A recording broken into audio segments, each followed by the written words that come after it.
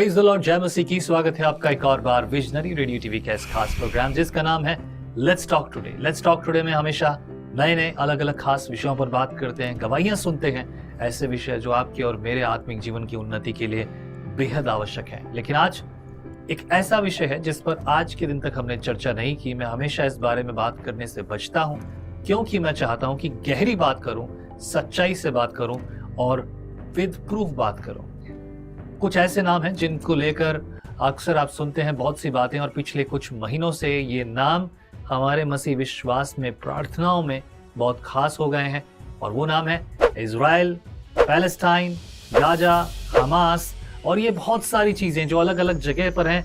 बहुत सारा कंफ्यूजन है, ये असल में है क्या, कौन है और किस रीति से है। ऐसे कई सारे सोशल मीडिया पे वीडियोस हैं जिन वीडियोस के द्वारा ये बात की जा रही है कि ये है कभी इजराइल के विरुद्ध, कभी किसी और के विरुद्ध। पर असलियत क्या है?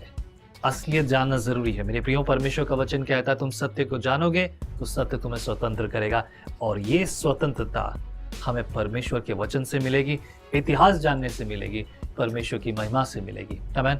हमारे बीच में अदीरा है और अदीरा से हम सुनेंगे अदीरा की जो रिसर्च है वो रिसर्च हमें बताएं कि ये असल में क्या है। तो आइए वेलकम करते हैं अदीरा से। Hello, praise the Lord.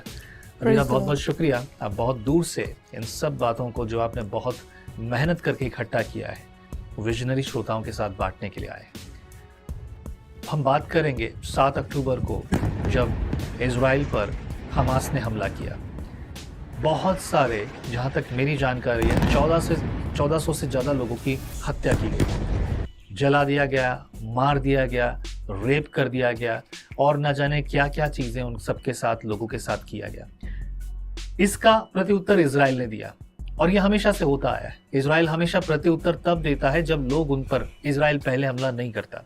कुछ एक जगहों पर कुछ एक केस हुए हैं और वो सब बातें हैं, लेकिन मैं जानना चाहूँगा इस समय सबसे खास इजराइल पर एक बहुत, बाकी बातें तो श्रोता सुनते हैं, इजराइल पर एक बहुत बड़ा इल्ज़ाम लगाया जा रहा है कि राफा में उसने कत्लेआम किया है।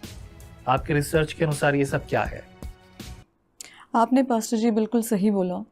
आपने कुछ बोला कि इज़राइल पहले कभी अटैक नहीं करता, और अगर आप सही जानकारी जानते हो इज़राइल के बारे में, आप जानते हो कि इज़राइल की टेक्नोलॉजी कितनी अच्छी है, कितना पावरफुल है, और वो अपने हर एक सिविलियन का, हर एक नागरिक का तहे दिल से ध्यान रखता है।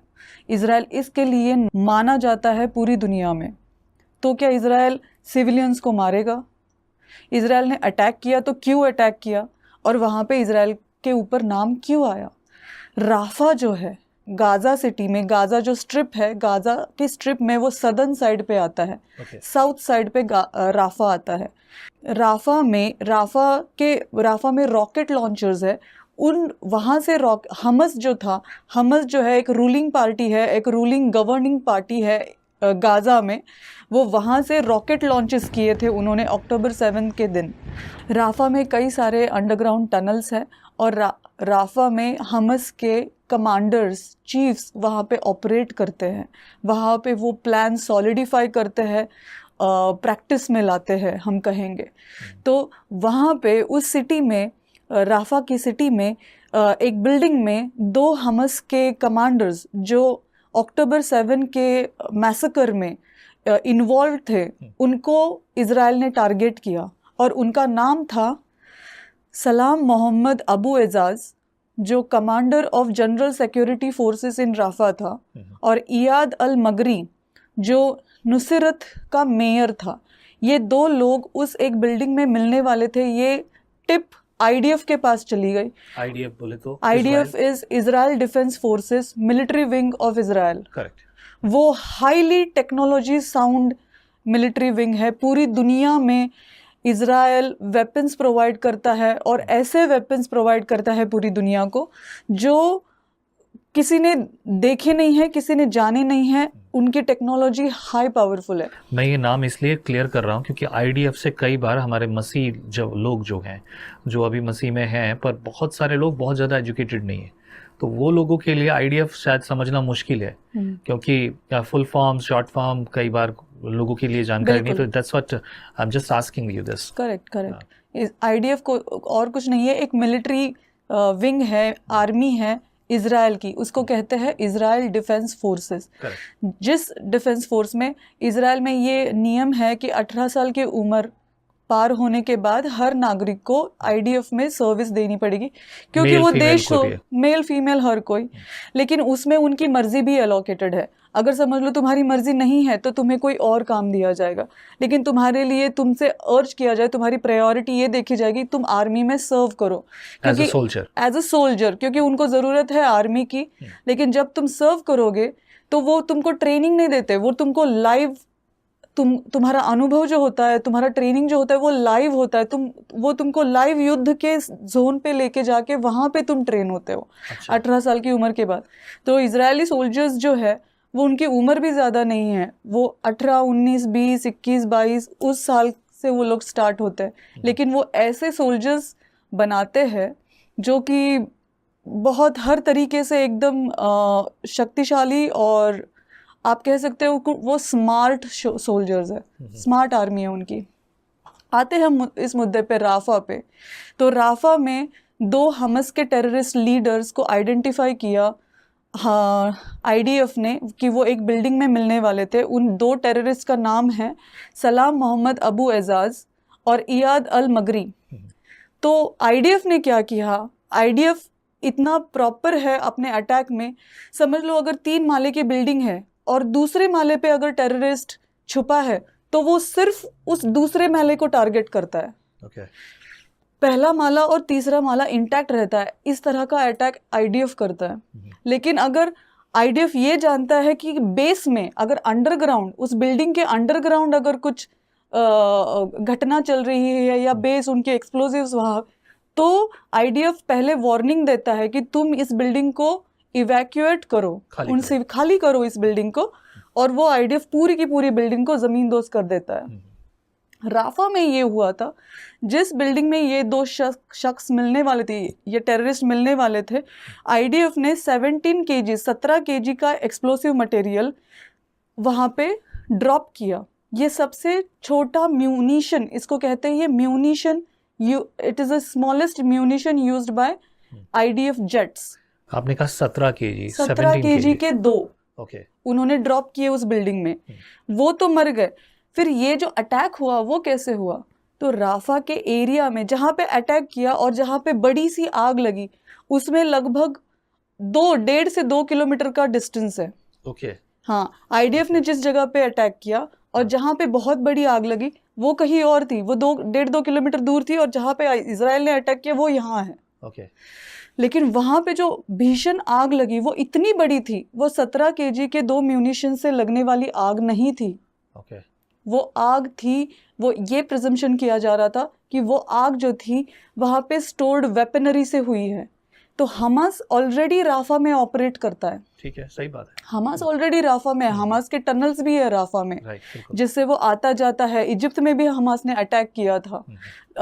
जो हमारे दर्शक है वो रिसर्च कर सकते हैं कि इजिप्ट और राफा के बीच में जो लड़ाई हुई थी वो कैसे हुई थी, कि इतना दूध का धुला नहीं है। हाँ, राफा, हमास और जो गाजा के लिए बात करते हैं, तो जो वेपनरी वहाँ पे स्टोर थी उस वेपनरी को आग लगी है और वहाँ पे भीषण अपघात हुआ है, और वो उस आग में 45 people in Gaza have accustomed to death। वो गाजा लोकल पीपल थे आप वहाँ? वो गाजा, हाँ। राफा जो सिटी है वो गाजा में आती है। गाजा स्ट्रिप है, वहाँ पे एक छोटा सिटी है राफा। हाँ। राफा के अंदर जो ये घटना घटी जिसमें 45 लोग, उससे आसपास के लोग जो मरे हैं, ये इसके बारे में इल्ज़ाम आईडीएफ पे यानी कि इजराइल पे लगाया जाता है कि उन्होंने जानबूझ के ये किया है।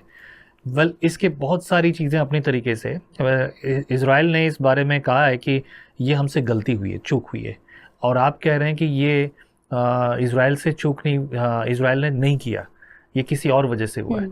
आप जो बोल रहे हैं इसके पीछे आपके पास सोर्स क्या है? आपने जो बोला अभी कि आप कह रही है कि ये इजराइल ने नहीं किया, लेकिन इजराइल कहता है कि हमसे गलती हुई है।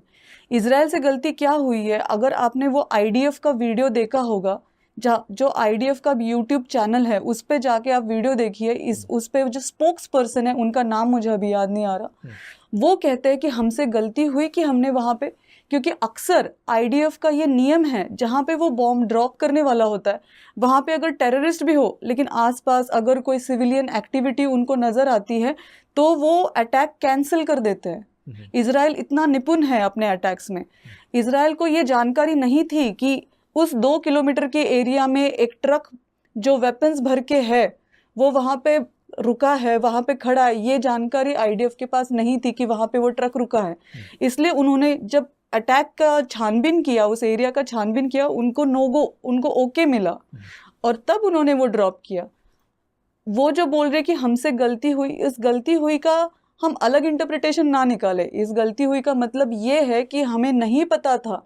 काश हमें पता होता कि वहाँ पे वो ट्रक खड़ा है तो हम वो जो 17 केजी के जो म्यूनिशंस हमने ड्रॉप किए वो नहीं ड्रॉप करते। इसके पीछे कारण ये है।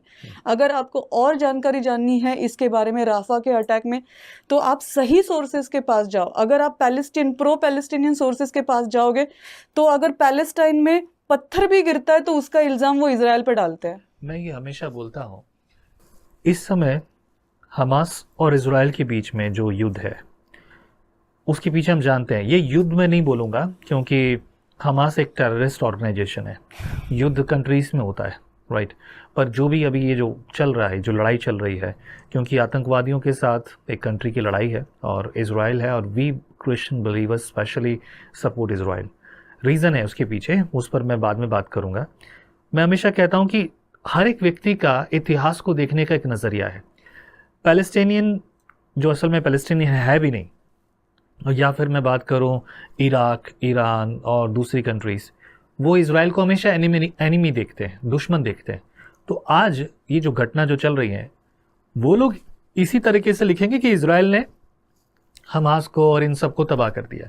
पर यही इतिहास अगर आप हम भारत में लिख रहे हैं या कोई और दूसरी कंट्री में लिख रहा है तो ये लिखेंगे कि उन्होंने इनके ऊपर अटैक किया और ये किया। तो ये इतिहास लिखने वाले जिसके जैसा नज़रिया है वैसा लिखा जाता है। और इन दैट सेम सेंस जब हम इस चीज़ को अगर कंपेयर करें तो सच्चाई क्या है ये जानना ज़रूरी है, क्योंकि हम परमेश्वर के वचन से हम ये सीखते हैं कि तुम सत्य को जानोगे, सत्य तुम्हें स्वतंत्र करेगा। अगर हम सत्य नहीं जानेंगे, खासतौर से मसीही लोग, सत्य नहीं पता, तो आगे जाकर हम गलत विचारधाराओं को बहुत आसानी से अडॉप्ट करें। एग्जैक्टली और शैतान यही कर रहा है। परमेश्वर का वचन कहता है कि मेरे बच्चों का नाश ज्ञान की कमी से हो रहा है, कि तुम्हें सच पता नहीं है। सच तो यीशु मसीह है ही, लेकिन क्या तुम्हें सच पता है इजराइल के बारे में?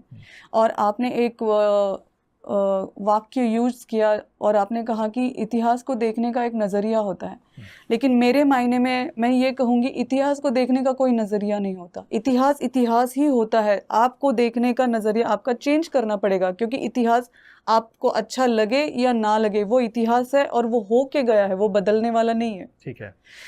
आई बात अभी इजराइल और पैलेस्टाइन की। क्या पैलेस्टाइन वहाँ पे था इजराइल के पहले? क्या पैलेस्टाइन वहाँ पे रूल कर रहा था? क्या पैलेस्टाइन वहाँ पे उन्होंने क्या ऑक्यूपाई किया था वहाँ पे? तो आप हिस्ट्री निकाल के देख लीजिए। पैलेस्टाइन ये देश कभी था ही नहीं। पैलेस्टाइन फिर क्या था? फिर अगर मैंने जो अभी वर्ड यूज किया उसके ऊपर कोई कमेंट आएंगे, हाँ हाँ हाँ पैलेस्टाइन तो पहले से था, तुमसे पहले थे।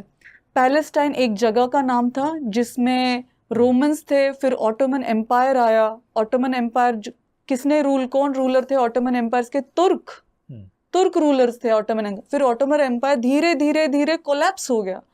उसके बाद आए ब्रिटिश और फ्रेंच लोग। वो ब्रिटिश के अंडर था पैलेस्टाइन, जैसे इंडिया है, नाम इंडिया ही रहेगा, लेकिन अगर अमेरिकन यहाँ पे आके बस गए तो क्या वो अमेरिका हो जाएगा? नहीं, बिल्कुल नहीं। वैसे ही ये इंडिया ही रहेगा। तो मेरा ये कहना है कि पैलेस्टाइन जो नाम था वो रोमन्स लोगों ने दिया था इजराइलीज को। पहले से यहूदी लोग, इजरायली लोग, जूविश लोग पहले से पर्सिक्यूशन सहन करते आ रहे हैं। उनके ऊपर हिंसा होती है, उनको सताया जाता है। जब रोमन्स थे तब रोमन्स ने भी इजरायली लोगों को सताया, क्योंकि सब लोग देखते थे कि ये लोग, इनको हम सताते हैं, मारते, लेकिन फिर भी ये और ज़्यादा इनकी तरक्की होती जाती है, ये मल्टीप्लाई होते, ये बहुगुणित होते जाते। कैसे? इसलिए उनके अंदर एक रोष होता था। रोमन्स ने क्या किया? इजराइल का एनिमी था, दुश्मन था फिलिस्टीन का, और आज के जो अरब मुस्लिम हैं उनका दूर दूर तक कोई लेना देना नहीं है। ये मैं चैलेंज करती हूँ कि तुम प्रूव करके दिखाओ। पहले वाले जो रोमन थे जहाँ से उन्होंने फिलिस्तीन का शब्द लिया, वो क्या अरब मुस्लिम्स थे? नहीं थे। वो अरब मुस्लिम्स नहीं थे। इनको इंसल्ट करने के लिए, इनको ह्यूमिलिएट करने के लिए रोमन्स ने इजरायली लोगों को नाम दिया फिलिस्तीन। और वो वहां से शुरू हुआ है पैलेस्टाइन। फिलिस्तीन का हुआ पैलेस्टाइन। ये उस जगह का नाम वैसे ही था। तब आए रोमन्स, फिर उसके बाद ऑटोमन एम्पायर, उसके बाद ब्रिटिश मैंडेट। ब्रिटिश मैंडेट के अंदर उस पैलेस्टाइन जगह में यहूदी लोग, क्रिश्चियन लोग और मुस्लिम लोग, मुस्लिम अरब, क्योंकि ये मिडल ईस्ट का एरिया है, आजू बाजू के मुस्लिम्स और यहूदी और क्रिश्चियंस थे। इवन क्रिश्चियंस और यहूदी बहुत तादाद तक लेबनान में थे, टर्की में थे, अफ़गानिस्तान में थे, सीरिया में थे, जिनकी संख्या आज की डेट में ना के बराबर हो गई है। लेकिन उस ज़माने में बहुत तादाद में थे वो। 1800s में, 1700s में वो उनकी तादाद बहुत ज़्यादा थी यहूदियों की। ज़रूर, हम मैं इतिहास पर ज़रूर बात करूँगा अगले एपिसोड में कि वाई एग्जैक्टली दिस, क्योंकि ये एक बहुत बड़ा सब्जेक्ट है और मैं चाहता हूँ कि हमारे लोगों को ये समझ में आना चाहिए। पर फिलहाल मैं इस वीडियो में स्पेशली बात करूँगा हमस में, जो कि ये जो रफ़ा में जो हुआ है, इस वजह से पूरी तरह से इजराइल पर दोष लगाया जा रहा है। And of course as you said that कि हम सोशल मीडिया, जो उनके खुद के पर्सनल जो ऑफिशियल अकाउंट्स हैं, उनकी रिपोर्ट्स को देखें। हमस के अपने हैं, हमस अपनी बोलता है कि नहीं हमसे ये हुआ, हमारे लिए ये किया, उसने ये किया, और ऐसा हमने कई बार देखा। तो जो इजराइल पर दोष लगाया जा रहा है कि वो इस बहुत बड़े जनसंहार का कारण है, उसने किया है, तो व्हाट डू यू थिंक, क्या है वाकई में ऐसा कुछ है? इसका जवाब देने से पहले थोड़ा सोचना ज़रूरी है। क्या सोचना ज़रूरी है? हम देखेंगे इज़राइल की साइज़, हम देखेंगे गाज़ा की साइज़।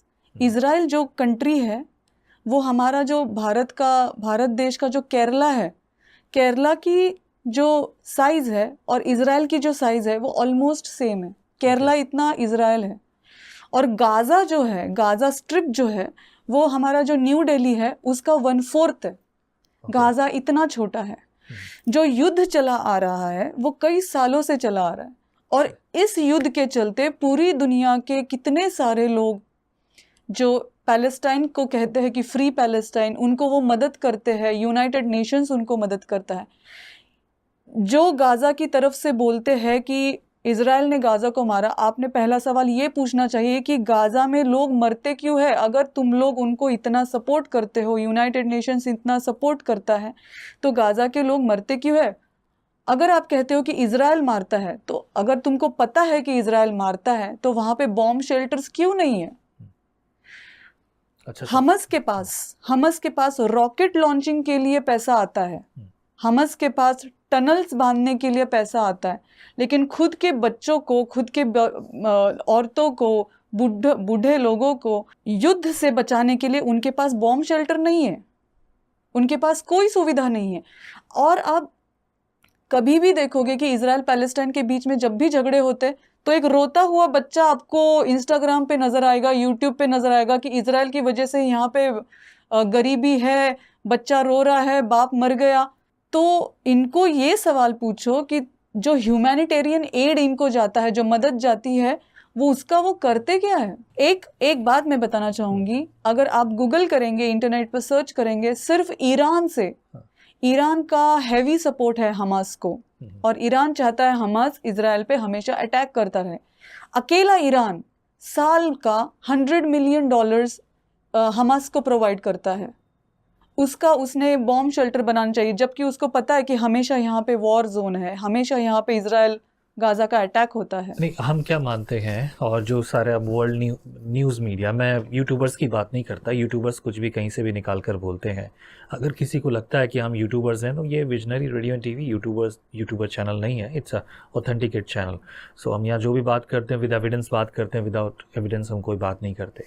बट अगर हम बात करें, देखिए हमास की हम बात कर रहे हैं, हमास जो है वो, हमास कोई कंट्री नहीं है, नहीं, Hamas Hamas is a terrorist terrorist organisation. Organisation. और हम बात करते हैं बीबीसी बोलता है, कई सारे और न्यूज़ चैनल बोलते हैं, एंड बहुत सारे मेन लाइन मीडिया इस बारे में बात करता है कि हमास जो है ये एक ईरान का एक प्रोपागेंडा है, मतलब उनकी तरफ ईरान से। बैक्ड हमास है, Yes. ईरान सपोर्ट करता है बहुत, क्योंकि ईरान थोड़ा दूर है इजराइल से और हमास यहाँ पे है, तो ईरान हर वो कोशिश करता है, पैसा प्रोवाइड करता है हमास को, तुम रॉकेट्स बनाओ, रॉकेट लॉन्च करो, टनल्स बनाओ, हाँ। इसके लिए ईरान उनको सपोर्ट करता है। तो ये एक ऐसा टेररिस्ट ऑर्गेनाइजेशन है, अगर वो पैसा ले रहा है तो ना तो ईरान कोई कंफर्म करेगा, ना कोई कंफर्म करेगा कि भाई हमने इस टेररिस्ट ऑर्गेनाइजेशन को पैसा सपोर्ट किया है। तो ये लोग बॉम्ब शेल्टर्स वगैरह बनाने के तो सोचने सवाल ही पता नहीं होता। यूनाइटेड नेशंस, उनके पास तो सारे डिटेल्स होते हैं कि किस कंट्री ने इनको कितना सपोर्ट। खुद यूनाइटेड नेशंस इजराइल और पैलेस्टाइन के बीच में जो झगड़े होते हैं, पैलेस्टाइन की तरफ से खड़ा है। कितने सारे यूनाइटेड नेशंस में कंट्रीज जो है पैलेस्टाइन के सपोर्ट में वोट करते हैं। वो अक्खा यूनाइटेड नेशंस UNRWA सपोर्ट करता है पैलेस्टाइन को। बहुत सारा ह्यूमैनिटेरियन एड जाता है, लेकिन उसका होता क्या है कोई पूछता नहीं है ये सवाल। तुमको पता है अगर तुम इजराइल पे अटैक करोगे तो इजराइल वापस अटैक करेगा। तुमने अपने बच्चों को औरतों को, अपने सिविलियंस को बचाने के लिए तुमने क्या कदम उठाए? तुम क्या कदम उठाते हो? तुम जानते हो अगर हमने October 7 पे अटैक किया इजराइल पे तो इजराइल वापस मुड़ के आएगा तुम्हारी तरफ। इजराइल किसी को छोड़ता नहीं। करेक्ट। तुमको पता था कि इजराइल आने वाला है, तो तुमने क्यों अपने लिए कुछ सुविधाएं नहीं की? तुम्हारे बच्चे मरने से तुमने क्यों नहीं बचाए? वेल, ये बात तो सबको माननी पड़ेगी। इजराइल उस समय शांति का अपना त्यौहार मना रहा था, खुशी से अपना जी रहा था। इजराइल का वहाँ कोई प्लान नहीं था। इवन कई बार ये कहा जाता है कि इजराइल की एजेंसी फेल हो गई इतने बड़े अटैक को जो है काउंटर करने में। बट एग्जैक्टली हमें नहीं पता क्या सिचुएशन रही, और पूरी दुनिया इसके बारे में बहुत सारी बातें बोलती हैं। रूमर्स बहुत सारे हैं कि ये था या वो था, पर ये सच है कि हमास ने जो किया वहाँ गलत था, और इसके बारे में वाकई में लोग नहीं बोल रहे। हमास ने गलती की, अब जब गलती की है तो सजा भुगतनी पड़ेगी, चाहे गलती कोई भी करे।